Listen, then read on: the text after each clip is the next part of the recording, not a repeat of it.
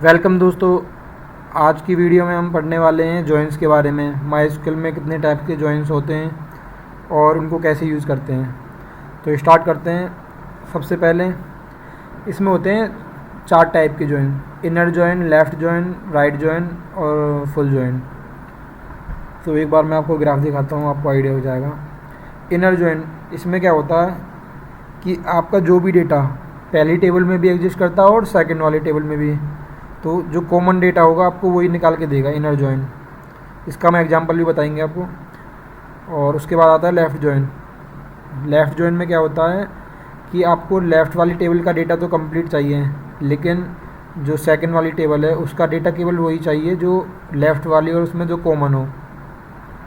और right join में इसका अपोजिट होता है लेफ़्ट वाले के, कि राइट टेबल का तो डेटा हमें सारा मिल जाता है, लेकिन फर्स्ट वाली टेबल का डेटा केवल वही होता है, वही मिलता है जो कि एग्जिस्ट करता है, कॉमन होता है मतलब। और फुल जॉइन में क्या होता है कि एकदम कंप्लीट डेटा चाहिए होता है हमें, तो पूरा डेटा मिल जाता है। जैसे मैं एक टेबल दिखाता हूँ आपको। ये अब मान लो हमारे पास एक टेबल है कस्टमर नाम की, उसके अंदर दूसरी टेबल है ये वाली। इसके अंदर हमें उस कस्टमर की आईडी है और उसके ऑर्डर नंबर हैं और शिपिंग आईडी है। तो हमें जो जॉइन लगाना होता है ना, तो पहले टेबल की प्राइमरी की, जो भी एक पहली टेबल होती है उसकी जो भी प्राइमरी की होती है वो नेक्स्ट टेबल में जाके वो फॉरनर की बन जाती है। तो आप जॉइन जब भी लगा सकते हो जब आपका दोनों टेबलों में कुछ ना कुछ रिलेशन हो। बिना रिलेशन के आप जॉइन नहीं लगा सकते। जैसे कि यहाँ पे आप देख रहे हो पहली वाली टेबल में कस्टमर आईडी, दूसरी वाली टेबल में भी कस्टमर आईडी है, मतलब इसका रिलेशन है जो कि वहाँ पे जाके फॉरनर की बन चुकी है। तो बिना इसके रिलेशन के ये कस्टमर आईडी और ये है, आप जॉइन नहीं लगा पाओगे। ठीक है। तो लास्ट वीडियो में हमने देखा था कि फॉरनर की कैसे आप क्रिएट करते हो PHP माई एडमिन में। तो मैं उसी टेबल को ले लेता हूँ एग्जांपल के लिए। और इसमें जैसे कि हमने एक स्टूडेंट की एक टेबल है जिसमें स्टूडेंट के रिकॉर्ड जाते हैं, और नेम है उसका लास्ट नेम डेमो फाइनल। इसके बाद सब्जेक्ट, जैसे कि ID1, इस ID1 के पास कितने सब्जेक्ट हैं, 1 हैं या 2 हैं। मैं यहाँ पे डाल देता हूँ इसके पास 1 है, या एक और एंट्री मार देता हूँ यहाँ पे। ये हो गया, ये हो गया इसका इंग्लिश। तो इसके पास इसके 2 सब्जेक्ट हैं, मैथ और इंग्लिश। और यहाँ पे स्टूडेंट जो आईडी है ये वाली सब्जेक्ट वाली टेबल में आके ST_ID, ये फॉरनर की बन जाती है यहाँ पे।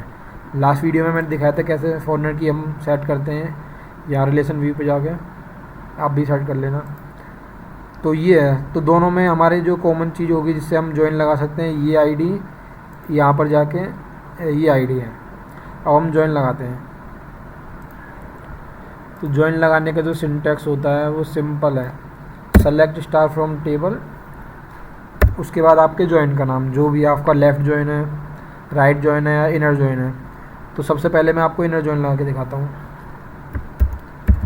आपके जॉइन का नेम आता है यहाँ पे, इनर जॉइन है, लेफ़्ट जॉइन है, राइट जॉइन है, जो भी है, किस टेबल से लगाना है उस टेबल का नेम, सब्जेक्ट, ऑन, किस बेसिस पर लगाना है आपको करना है। जो सब्जेक्ट के अंदर ST_ID है वो इक्वल है स्टूडेंट आईडी के, क्योंकि सेम आईडी यूज़ करी हुई है हमने।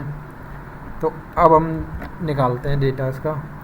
अब जो भी डेटा कॉमन होगा, जैसे मैं एक अलग खोल लेता हूँ आईडी, और ये और यहाँ पे 1 और 5, यहाँ पे 1 और 5, तो 1 और 5 कॉमन है, तो केवल ये 1 और 5 आईडी को ही लेकर आएगा। ये देखो 115 2 बार इसलिए लेकर आया क्योंकि यहाँ पर इसकी एंट्री 2 है। और ये देखो 1 2 3, 1 2 3, क्योंकि उससे जॉइन लगाया, पहला जॉइन मैथ हिंदी है, ये आ गया।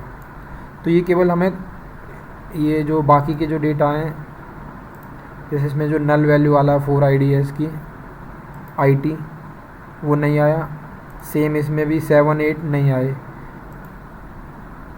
क्योंकि हमने इनर जॉइन लगाया हुआ है। अगर मैं चाहता हूँ कि लेफ़्ट जॉइन, अब बात करते हैं लेफ़्ट जॉइन की,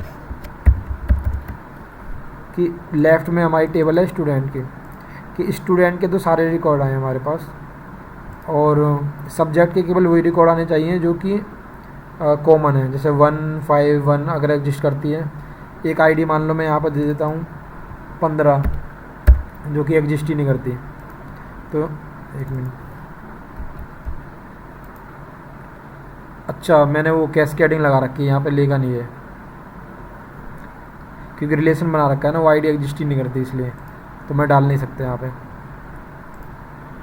तो अब लेफ़्ट जॉइन हम लगाते हैं, इसको मैं सेलेक्ट करता हूँ। ये देखो लेफ़्ट टेबल के सारे रिकॉर्ड आ गए हैं, लेकिन राइट के केवल वही आए हैं जो एग्जिस्ट करते हैं, बाकी में नल नल नल आ गया है। सेम हमें अगर ये काम इसके लिए करना है कि सब्जेक्ट के राइट टेबल के सारे रिकॉर्ड आए, Hindi math, Hindi math English, लेकिन लेफ़्ट के जो कॉमन है जैसे कि 151 यही आए, तो उस केस में हम क्या करेंगे, यहाँ पे लगा देते हैं राइट।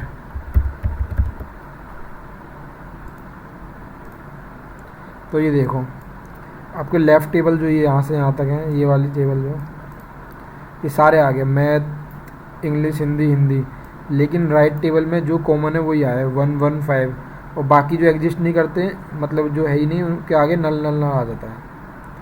तो इस तरीके से लेफ़्ट जॉइन राइट जॉइन ये सब लगा सकते हो। आप कंडीशन लगाना चाहो यहाँ पे कंडीशन लगा सकते हो, वेयर आपको चाहिए कि केवल नेम, जैसे ये वाला नेम, तो student dot name equal to जो टेस्ट 2 हो।